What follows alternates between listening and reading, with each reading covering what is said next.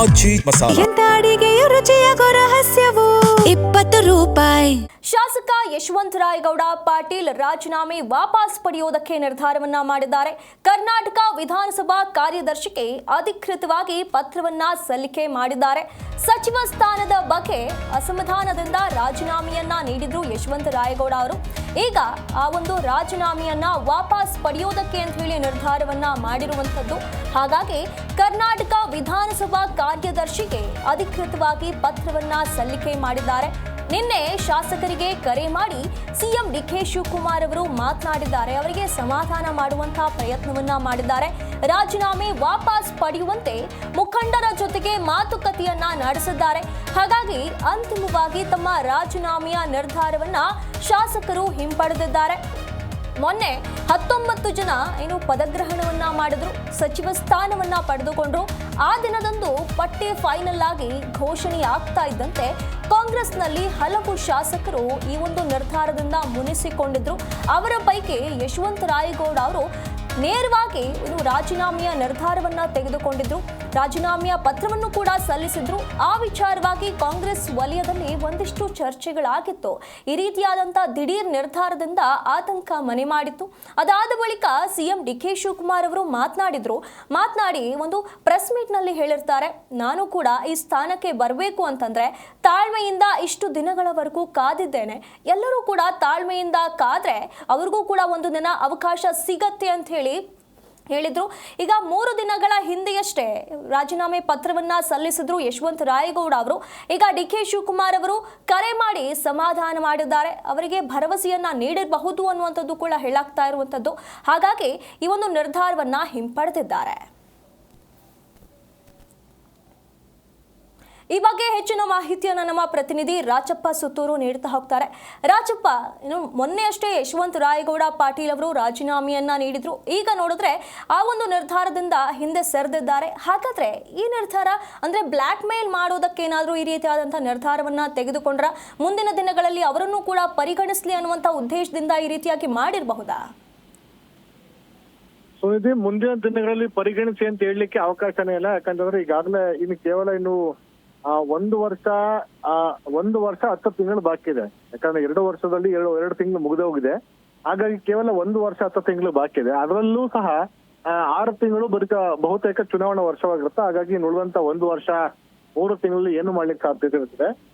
ಎರಡನೇದಾಗಿ ಈ ಒಂದು ವಿಷಯದಲ್ಲಿ ಈಗೇನು ಪಕ್ಷ ವರಿಷ್ಠರು ಮೊನ್ನೆ ರಾಜೀನಾಮೆ ಕೊಟ್ಟ ನಂತರ ರಣದೀಪ್ ಸಿಂಗ್ ಸುರ್ಜೇವಾಲಾ ಅವರು ಕೆಪಿಸಿಸಿಯ ರಾಜ್ಯ ಉಸ್ತುವಾರಿ ಹೊತ್ತಿರುವಂತ ರಣದೀಪ್ ಸಿಂಗ್ ಸುರ್ಜೇವಾಲಾ ಅವರು ಯಶವಂತ ರಾಯಗೌಡ ಪಾಟೀಲ್ ಅವರ ಮನೆಗೆ ಹೋಗಿ ಅವ್ರನ್ನ ಮನವೊಲಿಸುವಂತ ಕೆಲಸವನ್ನು ಮಾಡಿದ್ರು. ಆದ್ರೆ ಯಾವುದೇ ಕಾರಣಕ್ಕೂ ಅವರು ಮನವೊಲಿಕೆಗೆ ಸಿದ್ಧ ಇರಲಿಲ್ಲ.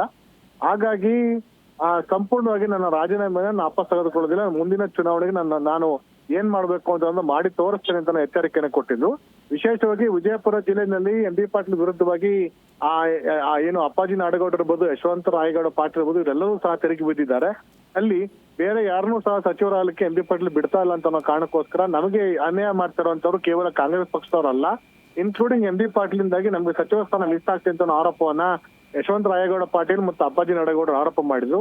ಈಗ ರಾಜೀನಾಮೆ ಪತ್ರ ಏನೇನು ಕೊಟ್ಟಿದ್ದಾರೆ ಅದನ್ನ ವಾಪಸ್ ಮೊನ್ನೆ ಸ್ಪೀಕರ್ ರುದ್ರಪ್ಪ ಲಮಾಣಿಗೆ ರಾಜೀನಾಮೆ ಪತ್ರವನ್ನು ಕೊಟ್ಟಿದ್ದು. ಆದ್ರೆ ರುದ್ರಪ್ಪ ಲಮಾಣಿ ಅವರು ಇವರ ರಾಜೀನಾಮೆಯನ್ನ ಸ್ವೀಕರಿಸಿ ಅವರೇ ರಾಜೀನಾಮೆ ಕೊಟ್ಟು ಅಲ್ಲಿಂದ ತೆರಳಿದ್ರು. ಅಂದ್ರೆ ಅವರು ಸಚಿವರ ಸ್ಥಾನ ಸ್ವೀಕಾರ ಮಾಡ್ತಿರೋ ಕಾರಣಕ್ಕೋಸ್ಕರ ಸ್ಪೀಕರ್ ಸ್ಥಾನಕ್ಕೆ ಅವರೇ ರಾಜೀನಾಮೆ ಕೊಟ್ಟಿದ್ರು. ಹಾಗಾಗಿ ಆ ಒಂದು ಪತ್ರವನ್ನ ಯಾವುದೇ ಪ್ರಕ್ರಿಯೆಯನ್ನು ಮಾಡಿರಲಿಲ್ಲ. ಒಂದು ವೇಳೆ ಒಂದು ಪತ್ರವನ್ನ ಕೊಟ್ಟಿರ್ತಾರೆ, ರಾಜೀನಾಮೆ ಪತ್ರವನ್ನ ಕೊಟ್ಟ ನಂತರ ಅದ್ರ ಮೇಲೆ ಸಂಬಂಧಪಟ್ಟಂತೆ ಒಂದು ಸ್ಪೀಕರ್ ಅವರು ರಾಜೀನಾಮೆ ಅಂಗೀಕರಿಸಬೇಕು ಅಥವಾ ತಿರಸ್ಕರಿಸಬೇಕು, ಅಲ್ಲದಿದ್ದಲ್ಲಿ ಅದನ್ನ ಹಾಗೆ ಇಟ್ಕೊಳ್ಳಿಕ್ಕೆ ಬರೋದಿಲ್ಲ. ಈಗ ಹೊಸ ಸ್ಪೀಕರ್ ಅವರನ್ನ ಪ್ರೋಟಮ್ ಸ್ಪೀಕರ್ ಆಗಿ ಟಿ.ಬಿ. ಜಯಚಂದ್ರ ಅವರನ್ನ ರಾಜ್ಯಪಾಲ ನೇಮಕಾತಿ ಮಾಡಿದ್ದಾರೆ. ಹಾಗಾಗಿ ಈ ಬಾರಿ ವಿಧಾನಮಂಡಲ ಅಧಿವೇಶನ ಆರಂಭಿಸಿದ ಸಂದರ್ಭದಲ್ಲಿ ಸ್ಪೀಕರ್ ಆಯ್ಕೆ ಮಾಡ್ಬೇಕಾಗತ್ತೆ. ಆ ಸ್ಪೀಕರ್ಗೆ ಈಗ ಯಶವಂತ ರಾಯಗೌಡ ಪಾಟೀಲ್ ರಾಜೀನಾಮೆ ಕೊಡ್ತಾರೆ ಅದನ್ನ ಸಲ್ಲಿಕೆ ಮಾಡ್ಬೇಕಾಗತ್ತೆ. ಹಾಗಾಗಿ ಇದು ತಾಂತ್ರಿಕವಾಗಿ ಮತ್ತು ಕಾನೂನಾತ್ಮಕವಾಗಿ ಯಶವಂತ ರಾಯಗೌಡ ಕೊಟ್ಟಿರುವಂತ ಪಾಟೀಲ್ ಕೊಟ್ಟಿರುವಂತ ರಾಜೀನಾಮೆ ಪತ್ರ ಅಂಗೀಕಾರನೂ ಆಗೋದಿಲ್ಲ ಮತ್ತು ಅದು ರಿಜೆಕ್ಟ್ ಆಗೋದಿಲ್ಲ, ಅದೊಂದು ರೀತಿ ತಿರಸ್ಕೃತ ಆಗತ್ತೆ. ಹಾಗಾಗಿ ಯಶವಂತ ರಾಯಗೌಡ ಪಾಟೀಲ್ ಅವರು ಇಂದಿನ ಸ್ಪೀಕರ್ಗೆ ಕೊಟ್ಟಿರುವಂತ ಪತ್ರವನ್ನ ಪರಿಗಣಿಸಬೇಡಿ, ನಾನು ರಾಜೀನಾಮೆಯನ್ನ ವಾಪಸ್ ಪಡ್ತೇವೆ ಅಂತ ಹೇಳ್ತಿದ್ದಾರೆ. ಅಂದ್ರೆ ತಾಂತ್ರಿಕ ಮತ್ತು ಕಾನೂನಾತ್ಮಕ ಕಾರಣಗೋಸ್ಕರ ಮಾತ್ರ ಅವರು ವಾಪಸ್ ಪಡ್ಕೊಂಡಿದ್ದಾರೆ. ಮುಂದಿನ ದಿನಗಳಲ್ಲಿ ಅದು ಮತ್ತೊಂದು ನಿರ್ಧಾರ ಕೈಗೊಳ್ಳುತ್ತಾ ಸಾಧ್ಯತೆ ಇದೆ. ಇನ್ನು ಮೂರನೇ ಅಂಶ ಅಂದ್ರೆ ಕೆಪಿಸಿ ಅಧ್ಯಕ್ಷ ಅಂತ ಬಿ ಕೆ ಹರಿಪ್ರಸಾದ್ ಅವರು ಮುಖ್ಯಮಂತ್ರಿ ಡಿ ಕೆ ಶಿವಕುಮಾರ್ ಸೂಚನೆ ಮೇರೆಗೆ ಎಲ್ಲ ಅಸಮಾಧಾನಿತ ಶಾಸಕರನ್ನು ಕರೆದು ಮಾತುಕತೆ ನಡೆಸುವ ಮೂಲಕ ಅವ್ರಿಗೆ ಮುಂದಿನ ದಿನಗಳಲ್ಲಿ ಪಕ್ಷದ ನಿಮ್ಗೆ ಆಗಿರುವಂತ ಅನ್ಯಾಯದ ಬಗ್ಗೆ ಪಕ್ಷದ ಗಮನಕ್ಕೆ ತರ್ತಾನೆ, ಅದನ್ನ ಸರಿಪಡಿಸುವಂತ ಕೆಲಸವನ್ನ ಮಾಡ್ತೇವೆ ಅಂತ ಹೇಳ್ತಿದ್ರೆ ಅದು ಸರಿಪಡಿಸ್ಲಿಕ್ಕೆ ಸಾಧ್ಯವಿಲ್ಲ. ಯಾಕಂತಂದ್ರೆ ಸರಿಪಡಿಸಬೇಕು ಅಂದ್ರೆ ಮತ್ತೊಮ್ಮೆ ಸಚಿವ ಸಂಪುಟ ವಿಸ್ತರಣೆ ಮಾಡ್ಬೇಕಾಗತ್ತೆ, ಈಗಿನ ಒಂದಷ್ಟು ಜನ ಸಚಿವರ ರಾಜೀನಾಮೆ ಕೊಡ್ಬೇಕಾಗತ್ತೆ. ಹಾಗಾಗಿ ಸರಿಪಡಿಸುವಂತ ಪ್ರಯತ್ನ ಆಗೋದಿಲ್ಲ. ಒಂದ್ ವೇಳೆ ಉತ್ತಮವಂತ ನಿಗಮ ಮಂಡಳಿ ಇರ್ಬೋದು ಅಥವಾ ಬೇಕ ಅವ್ರಿಗೆ ಅಗತ್ಯ ಇರುವಂತ ಅನುದಾನವನ್ನ ಕೊಡೋ ಮೂಲಕ ಅವ್ರಿಗೆ ಸಮಾಧಾನ ಪಡಿಸುವ ಕೆಲಸವನ್ನ ಮಾಡುವಂತ ಸಾಧ್ಯತೆ. ಹೀಗಾಗಿ ಒಂದ್ ಕಡೆ ಬಿ ಕೆ ಹರಿಪ್ರಸಾದ್ ಅವರು ದೂರವಾಣಿ ಕರೆ ಮಾಡಿ ಸಮಾಧಾನ ಮಾಡುವಂತ ಕೆಲಸವನ್ನ ಮಾಡ್ತಿದ್ದಾರೆ. ಮತ್ತೊಂದ್ ಕಡೆ ಪಕ್ಷದ ವರಿಷ್ಠರು ಸೂಚನೆ ಕೊಟ್ಟಿದ್ದಾರೆ ಪಕ್ಷದ ರಾಜ್ಯಾಧ್ಯಕ್ಷರಿಗೆ, ಅದೇ ರೀತಿ ಮುಖ್ಯಮಂತ್ರಿಗಳಿಗೆ ಅಸಮಾಧಾನಿತ ಶಾಸಕರ ಕರೆದು ಸಮಾಧಾನ ಮಾಡಿ, ಇಲ್ಲದಿದ್ದಲ್ಲಿ ಪಕ್ಷಕ್ಕೆ ಡ್ಯಾಮೇಜ್ ಆಗುತ್ತೆ, ಸರ್ಕಾರಕ್ಕೆ ಡ್ಯಾಮೇಜ್ ಆಗುತ್ತೆ, ಇದನ್ನ ಎನ್ಕ್ಯಾಶ್ ಮಾಡ್ಕೊಳ್ಳೋ ಪ್ರಯತ್ನವನ್ನ ಬಿಜೆಪಿ ಅವರು ಮಾಡಬಹುದು ಅಂತ ಹೇಳ್ತಿದ್ದಾರೆ. ಈಗ ಟಿ ಬಿ ಜಯಚಂದ್ರ ಇರ್ಬೋದು ಅಥವಾ ಚಿಕ್ಕಬಳ್ಳಾಪುರ ಇರ್ಬೋದು, ಕೋಲಾರ ಇರ್ಬೋದು ಅಥವಾ ಈ ಒಂದು ಯಾದಗಿರಿ ಜಿಲ್ಲೆ ಇರ್ಬೋದು, ಉತ್ತರ ಕನ್ನಡ ಜಿಲ್ಲೆ, ಕೊಡಗು ಜಿಲ್ಲೆ, ಇದೇ ರೀತಿ ಬೇರೆ ಬೇರೆ ಜಿಲ್ಲೆಗೆ ಒಟ್ಟು 9 ಜಿಲ್ಲೆಗಳಲ್ಲಿ ಪ್ರಾತಿನಿಧ್ಯ ಕೊಟ್ಟಿಲ್ಲ. ಮತ್ತು ಕೇವಲ ಒಂದೊಂದು ಜಿಲ್ಲೆಗಳಲ್ಲಿ ಸುಮಾರು 6 ಜಿಲ್ಲೆಗಳಲ್ಲಿ ಏಕ ವ್ಯಕ್ತಿಯ ಅಧ್ಯಕ್ಷ ಅಂದ್ರೆ ಪರಮೇಶ್ವರ್ ತುಮಕೂರು ಇದ್ದಾರೆ, ಎಂ ಬಿ ಪಾಟೀಲ್ ಬಿಜಾಪುರದಲ್ಲಿ ಸಚಿವರಾಗಿದ್ದಾರೆ. ಅಲ್ಲಿ ಬೇರೆ ಯಾರಿಗೂ ಸಹ ಉಸ್ತುವಾರಿ ಕೊಟ್ಟಿಲ್ಲ. ಮೈಸೂರಲ್ಲಿ ಯತೀಂದ್ರ ಸಿದ್ದರಾಮಯ್ಯ ಇದ್ದಾರೆ, ಚಾಮರಾಜನಗರದಲ್ಲಿ ಪುಟ್ಟರಂಗ ಶೆಟ್ಟಿ ಇದ್ದಾರೆ, ಅಲ್ಲಿ ಒಂದೊಂದೇ ಸಚಿವರಿದ್ದಾರೆ, ಅವರು ಸಂಪೂರ್ಣ ಹಿಡಿತವನ್ನು ಸಾಧಿಸ್ತಾರೆ ಅಂತ ಆತಂಕ ಇದೆ. ಹೀಗಾಗಿ ಇಂತಹ ಜಿಲ್ಲೆಗಳಿಗೆ ಸಂಬಂಧಪಟ್ಟಂತೆ ಒಂದಷ್ಟು ಆತಂಕವನ್ನು ವ್ಯಕ್ತಪಡಿಸುವ ಕಾರಣಕ್ಕೋಸ್ಕರ ಪಕ್ಷದ ವರಿಷ್ಠರು ಸೂಚನೆ ಕೊಟ್ಟಿದ್ದಾರೆ. ಇವರೆಲ್ಲದನ್ನು ಕರೆದು ಮಾತನಾಡಿ ಇರುವಂತ ಗೊಂದಲವನ್ನು ಬಗೆಹರಿಸಿ ಅಂತ ಒಂದು ಸಂದೇಶವನ್ನು ಕೊಟ್ಟಿದ್ದಾರೆ. ಹಾಗಾಗಿ ಮುಂದಿನ ದಿನದಲ್ಲಿ ಎಲ್ಲ ಏನು ಎಲ್ಲೆಲ್ಲಿ ಸಚಿವ ಸ್ಥಾನ ಸಿಕ್ಕಿಲ್ಲ ಆ ಎಲ್ಲ ಹಿರಿಯ ನಾಯಕರುಗಳು ಸಭೆಯನ್ನು ಸೇರ್ಕೊಂಡು ನಾವು ನಿರ್ಣಯವನ್ನು ಕೈಗೊಳ್ತೇವೆ ಅಂತ ಅನ್ನೋದನ್ನ ತೀರ್ಮಾನ ಕೈಗೊಳ್ಳುವಂತ ಸಾಧ್ಯತೆ ಇದೆ. ಈಗಾಗಲೇ ಟಿ ಬಿ ಜಯಚಂದ್ರ ಅವರು ಹೇಳ್ತಿದ್ದಾರೆ ನಮಗೆ ಪ್ರತ್ಯೇಕವಾಗಿ ವಿಧಾನಸಭೆಯಲ್ಲಿ ಪ್ರತ್ಯೇಕ ಆಸನವನ್ನು ಕೊಡಿ ಅಂತ ಹೇಳ್ತಾರೆ. ಅಂದ್ರೆ ಈ ರೀತಿ ಬೆಳವಣಿಗೆಗಳು ಮುಂದಿನ ದಿನಗಳಲ್ಲಿ ಆಗುವಂತ ಸಾಧ್ಯತೆ ಇರುವಂತ ಕಾರಣಕ್ಕೋಸ್ಕರ ಪಕ್ಷದ ವರಿಷ್ಠರು ಸೂಚನೆ ಕೊಟ್ಟಿದ್ದಾರೆ. ಹಾಗಾಗಿ ಡಿ ಕೆ ಶಿವಕುಮಾರ್ ಅವರು ಸಚಿವರಿಗೆ ಇನ್ಸ್ಟ್ರಕ್ಷನ್ ಕೊಟ್ಟಿದ್ದಾರೆ, ನಿಮ್ಗೆ ಯಾರೆಲ್ಲ ಪರಿಚಯ ಇದ್ದಾರೆ ಅವರ ಮನೆಗಳಿಗೆ ಹೋಗಿ ಮನವೊಲಿಸಿ ಅಂತ. ಇಂದು ಕೃಷ್ಣಪ್ಪ ಅವರ ಮನೆಗೆ ಡಿ ಕೆ ಶಿವಕುಮಾರ್ ಹೋಗಿ ಅವ್ರನ್ನ ಮನವೊಲಿಸುವ ಪ್ರಯತ್ನವನ್ನು ಮಾಡ್ತಿದ್ದಾರೆ. ಈ ಒಂದು ಬೆಳವಣಿಗೆ ಹಿನ್ನೆಲೆಯಲ್ಲಿ ಯಶವಂತರಾಯಗೌಡ ಪಾಟೀಲ್ ಅವರು ತಾಂತ್ರಿಕ ಮತ್ತು ಕಾನೂನಾತ್ಮಕ ಅಂಶಕ್ಕೆ ವಾಪಸ್ ಪಡ್ಕೊಂಡಿದ್ದಾರೆ.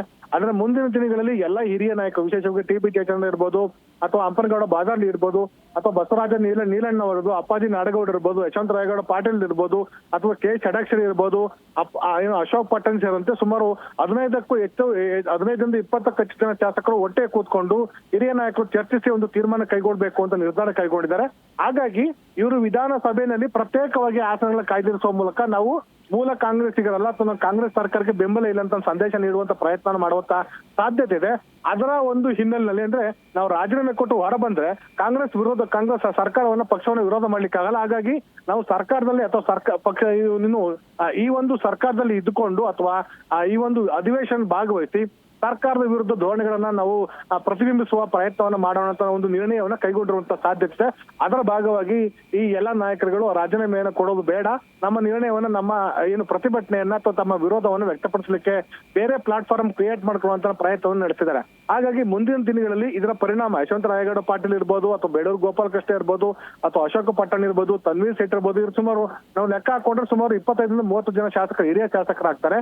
ಹಾಗಾಗಿ ಇವರೆಲ್ಲರೂ ಸಹ ಮುಂದಿನ ದಿನಗಳಲ್ಲಿ ಸರ್ಕಾರದ ವಿರುದ್ಧ ಒಂದು ತಂಡವನ್ನ ಕಟ್ಕೊಂಡು ಹೋರಾಟ ಮಾಡುವ ನಿಟ್ಟಿನಲ್ಲಿ ಒಂದು ಪ್ರಯತ್ನವನ್ನು ನಡೆಸಿದ್ದಾರೆ. ಅದರ ಭಾಗವಾಗಿ ಈ ಯಶವಂತರಾಯಗೌಡ ಪಾಟೀಲ್ ಅವರು ಅರ್ಜಿಯನ್ನು ಅಥವಾ ರಾಜೀನಾಮೆಯನ್ನು ವಾಪಸ್ ಪಡೆದಿದ್ದಾರೆ. ಮುಂದಿನ ದಿನಗಳಲ್ಲಿ ಇದು ರಾಜಕೀಯವಾಗಿ ಯಾವ ಪರಿಣಾಮವನ್ನು ಬೀರುತ್ತೆ, ಮುಖ್ಯಮಂತ್ರಿಗಳು ಅಲರ್ಟ್ ಆಗ್ತಾರ, ಪಕ್ಷದ ವರಿಷ್ಠರು ಅಲರ್ಟ್ ಆಗ್ತಾರ, ಒಂದ್ ವೇಳೆ ಇವರ ನಿರ್ಣಯಕ್ಕೆ ಅವರ ತೀರ್ಮಾನ ಏನು ಅಂತ ಅನ್ನೋದು ಕಾದ್ ನೋಡ್ಬೇಕಾಗಿದೆ. ಧನ್ಯವಾದಗಳು ರಾಚಪ್ಪ ನಿಮ್ಮೆಲ್ಲ ಮಾಹಿತಿಗಾಗಿ.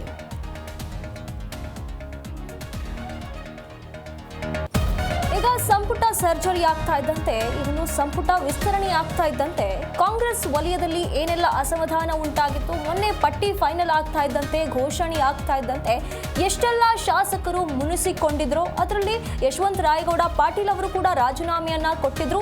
ಇದಾದ ಬಳಿಕ ಇಲ್ಲಿ ಈಗಾಗಲೇ ನಾವು ಮಾತನಾಡಿರೋ ರೀತಿಯಲ್ಲಿ ಬಿಜೆಪಿಗರು ಕೂಡ ಇದರ ಬಗ್ಗೆ ಕೆಲವೊಂದಿಷ್ಟು ರೀತಿಯಲ್ಲಿ ಟೀಕೆಗಳನ್ನ ಮಾಡಿಕೊಂಡು ಬಂದಿದ್ದಾರೆ. ಹಾಗಾಗಿ ಈಗ ಶಾಸಕರು ಯಾರೆಲ್ಲ ಅಸಮಾಧಾನವನ್ನ ವ್ಯಕ್ತಪಡಿಸುತ್ತಿದ್ದಾರೋ ಎಲ್ಲರೂ ಸೇರಿ ಒಂದು ಗುಂಪನ್ನ ಕಟ್ಕೊಂಡು ಅಂದ್ರೆ ಒಂದು ತಂಡವನ್ನ ಕಟ್ಟಿ ಹೋರಾಟವನ್ನ ನಡೆಸಬೇಕು ಅಂತ ಹೇಳಿ ಮುಂದಾಗ್ತಿದ್ದಾರೆ ಹೊರತು ಪಕ್ಷದಿಂದ ಹೊರಗುಳಿದು ಪಕ್ಷಕ್ಕೆ ನಷ್ಟವಾಗುವ ರೀತಿಯಲ್ಲಿ ಏನು ಕೂಡ ಮಾಡಬಾರದು ಅನ್ನುವಂಥ ನಿರ್ಧಾರಗಳಿರಬಹುದು ಅನ್ನುವಂಥ ಮಾತುಗಳು ಕೂಡ ಕೇಳಿ ಬರ್ತಾ ಇದೆ.